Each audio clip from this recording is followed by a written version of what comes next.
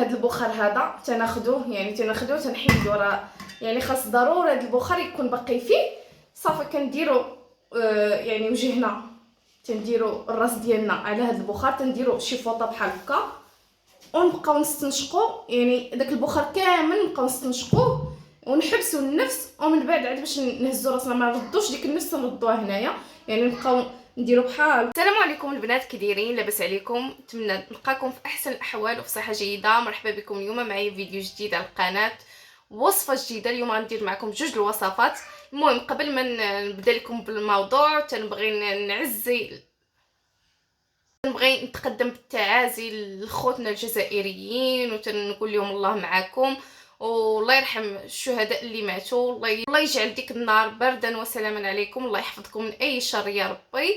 والمهم ندخلوا في موضوعنا، الله معاهم. في موضوعنا البنات، المهم بالنسبه للوصفه ديال اليوم فانا درتها خصيصا للناس اللي كيعانيوا من ضيق في التنفس، الناس اللي كيعانيوا من هذا الوباء. بلا وباء، يعني الناس اللي عندهم الحساسيه انهم ما كيشموش ولا ما كيتنفسوش مزيان ولا عندهم اي مشكل في الجهاز التنفسي. انا غندير معكم جوج الوصفات اللي خاصه بهذا المشكل هذا. بالنسبه للوصفه الاولى فهي عباره عن بخار ومعقم في نفس الوقت، يعني بخار غنستنشقوه وفي نفس الوقت غادي نعقموا به البيت ديالنا، يعني غادي نديرو في الكوكوط ولا نديرو في اي كاسرونه ونعقموا به البيت ديالنا. وبالنسبه للوصفه الثانيه فهي عباره عن محلول او مشروب تيقوي لنا المناعه وتيعطينا الطاقه وتيقوي لنا المناعه باش نحاربوا الفيروس ولا نحاربوا المشاكل اللي عندنا في الدد ديالنا. فخليكم مع الفيديو ما نطولش عليكم، نتلاقاو من بعد منين نوجدوا الوصفات باش نقول لكم طريقه الاستعمال ديالهم. المهم ما تمشيو فين، خليكم معايا. وهنا البنات غادي نبداو على بركه الله. بسم الله. عندنا هنايا العناصر اللي غنستخدموا، عندي الخزامه، عندي الشيح، عندي القرفه عواد، وعندي هنايا القرنفل، وعندي يعني الزعتر، وعندي ورق الراند ولا ورقه سيدنا موسى. وبالنسبه لورقه سيدنا موسى ممكن تعوضوها بالشيح. فغادي ناخذوا واحد الاناء، يعني هنايا خديت كاس جميله، ممكن تاخذوا كاسرونه ولا يعني طنجره الضغط اللي هي الكوكوط.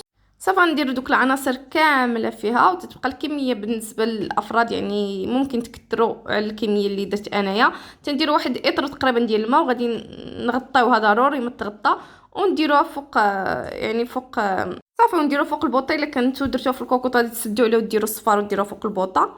وهنا بالنسبه للمشروب ولا المحلول عندي هنا الزنجبيل يعني طري خضر، وعندي حامضه او الليمون، وعندي هنا القرنفل وعندي هنا العسل، يعني العسل الطبيعي. بالنسبه للفوائد ديال الزنجبيل غنذكروا معكم، ويعني الوصفه الاولى بغيت نذكر معكم ساعه سرعت الفيديو باش ما يجيش طويل، ما بقاش لي الوقت باش نذكر الفوائد كامله. المهم دوك العناصر كامله راه مفيده للفيروسات، للزكام، لاي حاجه. هنا غنذكر معكم الفوائد ديال الزنجبيل والحامض والقرنفل. بالنسبه للزنجبيل عنده تاريخ طويل، يعني في الطب التقليدي والبديل، يعني استخدموه الناس في محاربه الانفلونزا ونزلة البرد. والزنجبيل عنده تأثيرات قوية، مضادات الالتهابات ومضاد الأكسدة، وعنده فوائد صحية. فهو تساعد لنا على تعزيز صحة القلب والشرايين، وتساهم في خفض مستويات السكر، وتساعد في الوقاية من السرطان، وتساهم في علاج الصداع، يعني الصداع أي صداع في الجسم، يعني صداع الرأس ولا أي صداع كيعانيو منه الناس.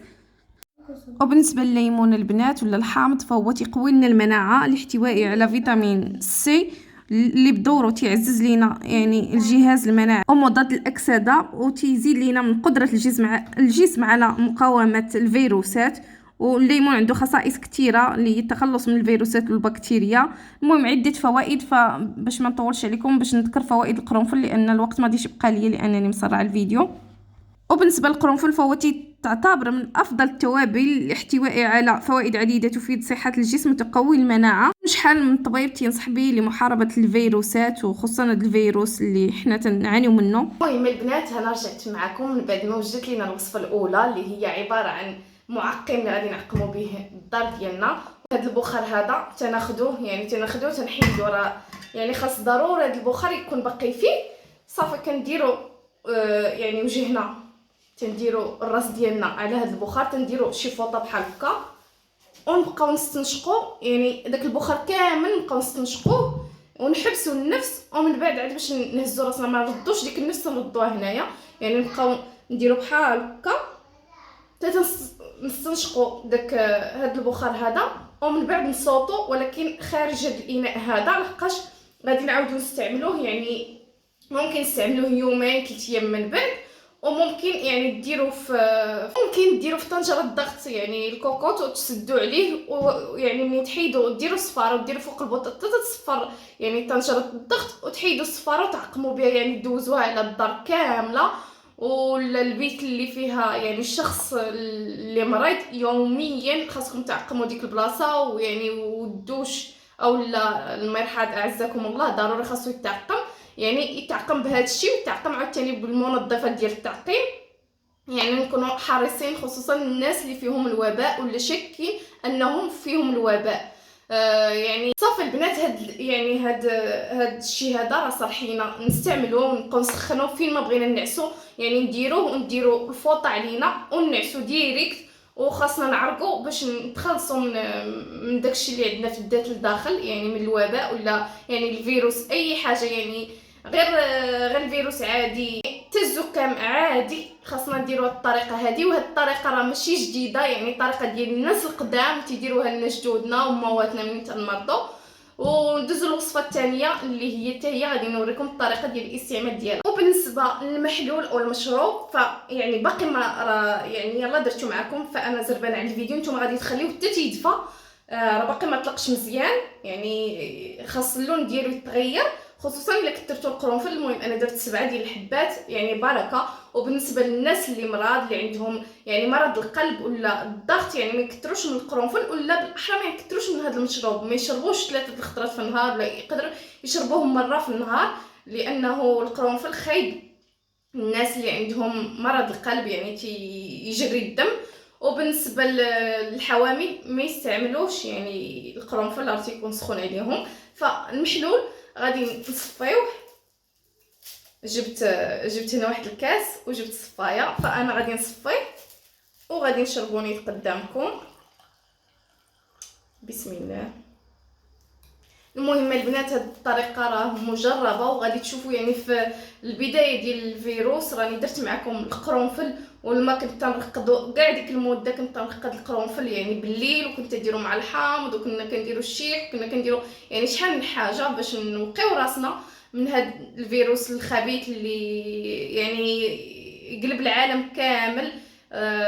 يعني شحال من واحد فقد العائله ديالو والوالدين ديالو الاحباب ديالو بهذا الفيروس اللعين. تنتمنى الله يهزو علينا والله يشافي اي واحد، الله يشافيه، الله يهزو علينا والله يدير لنا تويد الخير، والله يشافي الجميع يا ربي.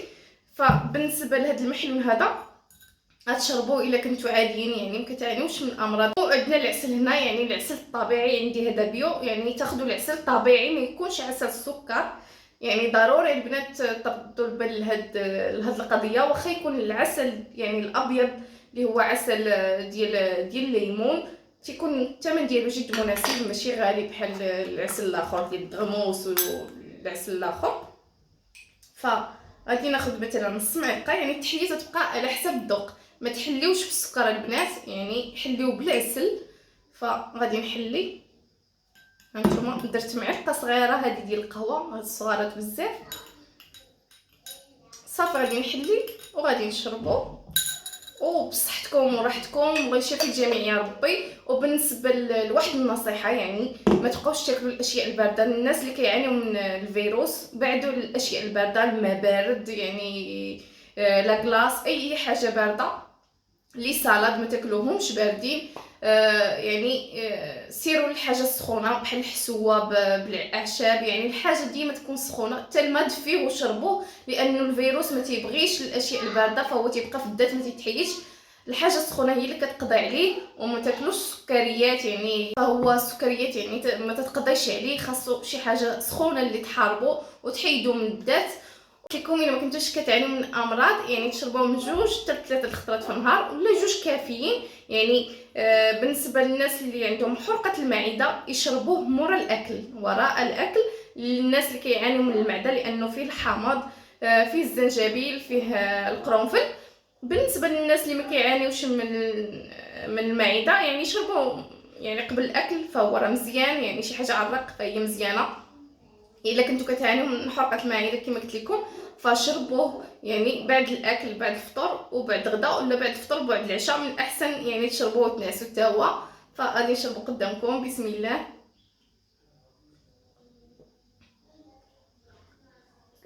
هو البنات باقي سخون شويه، غادي نخليه انا تيدفى، باقي سخون نخليه تيدفى. كان هذا هو الفيديو ديال اليوم، نتمنى الاعجاب ديالكم وما تنساونيش من لي لايك باش الفيديو يوصل للناس. وما تنساوش يعني واخا ما تبارطاجيوش الفيديو، هاد الفيديو اللي شفتوه قولوه للناس الاخرين باش الناس الاخرين يستافدوا. وبسلام عليكم، فيديو جديد ان شاء الله. وغادي نخلي يعني الوصفات بالنسبه للناس اللي ما عندهمش الانترنت وشحال من وحده تقولها لي، غادي نخليهم لكم مكتوبين يا اما في صندوق الوصف يا اما في اول تعليق، باش هكذا الجميع يستافد، يعني حتى اللي ما عندهمش الانترنت يستافدوا. بسلام عليكم، فيديو جديد ان شاء الله.